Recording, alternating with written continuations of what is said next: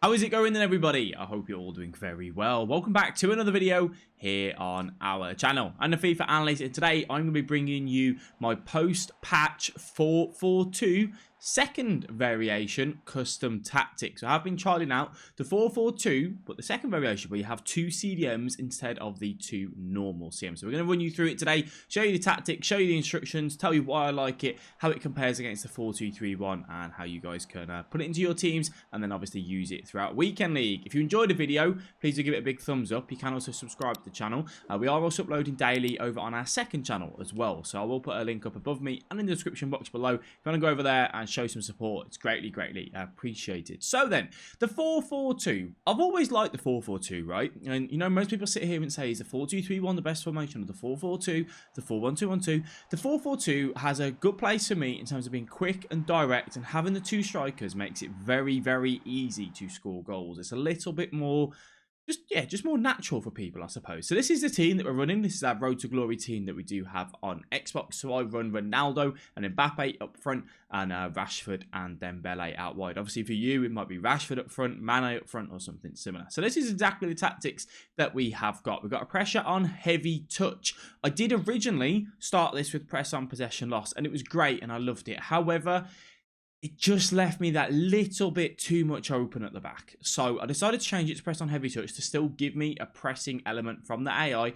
but not be too heavy and too deep. So we run a 5 width and we run a 6 depth. I want this to be my formation, which I put pressure on the opponent. I make it hard for them. I suffocate them in. I win the ball back high up the pitch, and that's exactly what we do. Now, this is the first time I have properly recommended or properly used long ball in the offensive style. So long ball just means that when you pick up the ball, your players are going to be making the runs in behind, ready for that ball over the top, that ball down the line, that ball through the middle. It's very different to my normal play style. I'm normally quite a slow and possession-based player, and then you saw the width and the players in box as well. So first of all, how do we want to play this formation? You're defending on the edge of your box, you pick up the ball, you make sure that your passes are smart. You're not going to give the ball away cheaply, but you want to get forward. You want to get the ball out to the wingers. You want to get the ball up to the strikers. You want to look, as you can see there, Mbappe making a fantastic run in behind. And we'll go through the player instructions as well in just a minute. Making that run and grabbing us a goal. It's very easy to do. The way that I always recommend playing the 4-4-2 is to use your one centre mid. You know, you got your two, but the one which is the box-to-box, I use Pogba for that.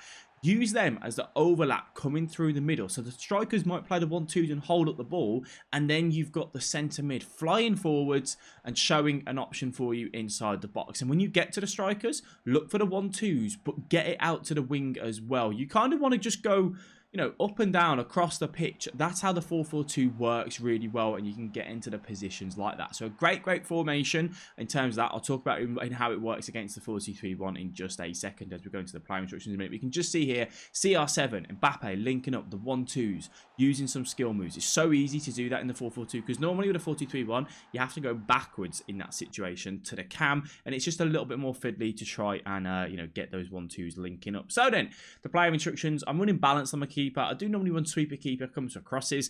Probably good if you've got a keeper that you feel comfortable with, but all of my goalkeepers this year are absolutely terrible.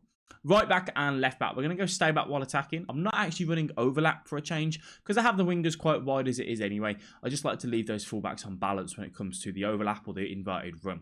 Pogba, we have him on everything balanced other than cover centre. We're not going to have him on cut passing lanes, not going to stay back while attacking. I want Pogba to be free to do as he please. Kante, my centre defensive mid. This could be Ndidi for you, could be Party, whoever it is. Cut passing lanes, stay back while attacking, cover centre. Right mid and left mid, come back on defence and get in behind. So I wanted to trial this. It's the first time I've tried to come back on defence on the wingers this year. I wanted to see how it helped with a 4-4-2 be a little bit more defensive when obviously you've not got the ball.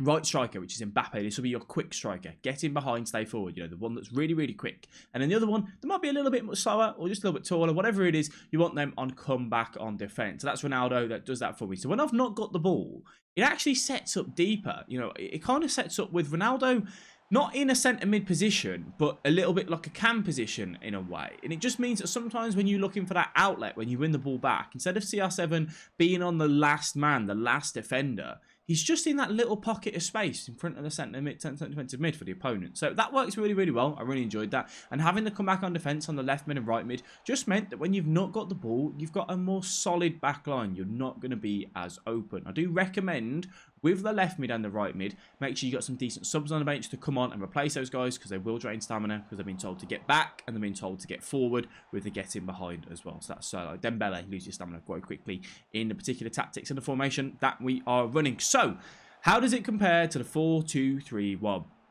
If you're sat here saying, I like to play quick, direct, I want to get in behind, I want to score goals, I like the fact of an easy 1-2 with a striker, the 4-4-2 is probably going to be for you.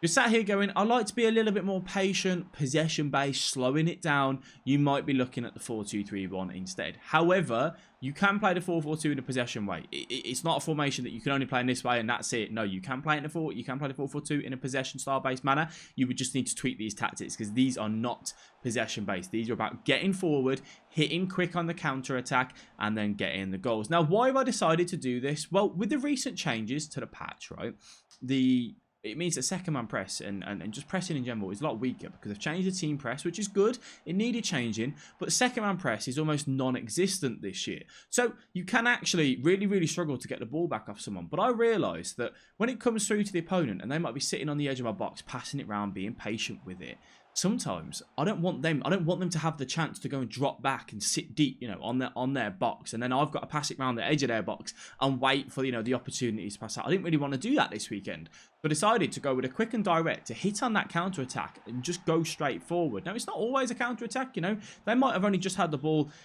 just inside your half, but it's still so easy to just play that pass up to your two strikers, look for those 1-2s, exploit that in the gap. Like here, you can see Ronaldo driving at the centre backs. That's what we want. We want to get in between their centre defensive mids, their centre mids, and go forward like that. It's a very effective and very, very easy way to go ahead and grab the goals. I will be doing a new version of the 4-2-3-1 as well. I'm not saying I'm not using the 4-2-3-1. I am. I'm just, at the minute using the 4-4-2 this weekend, and I will do an updated tactics and instructions on the 4-2-3-1, so you guys can stay tuned for that. Let me know if there's any formations that you guys have been using as well.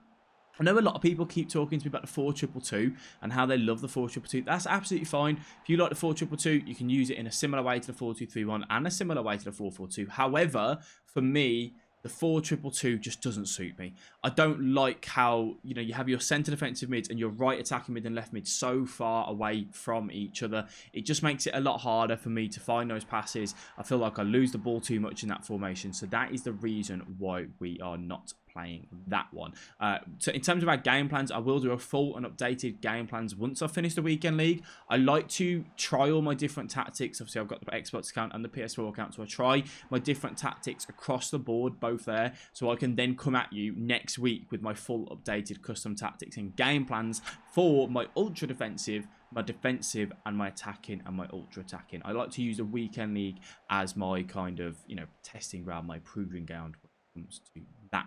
So then, if you did enjoy the video, please do give it a big thumbs up. I want to thank you all very much for the support recently on the videos. You guys have been absolutely enjoying it. We have kind of transitioned over to one video a day here on the main channel, and then moving all of the Road to Glory, just anything else. It's just all to do with me on the second channel. So as I said, a link is in the description for that. If you guys aren't already over on there, go and drop a subscription to go ahead and support the videos over on there. Thank you all very much for watching, and I'll catch all of you guys in the next video. Bye-bye.